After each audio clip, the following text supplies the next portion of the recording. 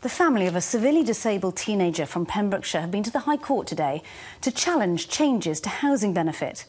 Paul and Susan Rutherford say the so-called bedroom tax discriminates unlawfully against severely disabled children, like their grandson Warren, who needs carers to stay at their home overnight. David Cornock reports. Warren is 14 years old. A rare genetic disorder means he can't talk or walk and needs 24-hour care. He lives with his grandparents in a 3-bedroom bungalow in Llynderwen.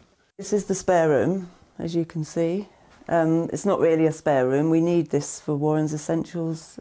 But under housing benefit rules introduced last year, it is a spare room, even if Warren's carers sometimes stay in it. Go and you have a little bite. Disabled adults are exempt from what critics call the bedroom tax, but it's cost Sue and her husband Paul £14 a week in benefit. Paul, who has his own health problems, says that's unfair, even though the council currently makes up the difference. We've got an extremely good case, I believe.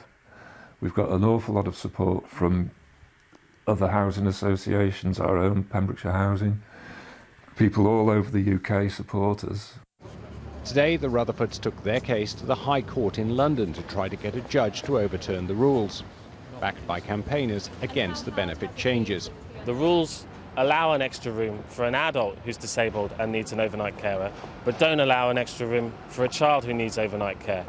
We say that just defies common sense and is unjustified. The UK government says the removal of the spare room subsidy is a fair and necessary reform.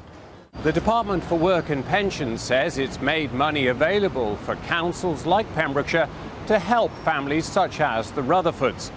But that money is paid at the council's discretion and will be reviewed every year. The judge, Mr. Justice Stuart Smith, is expected to give his judgment within weeks.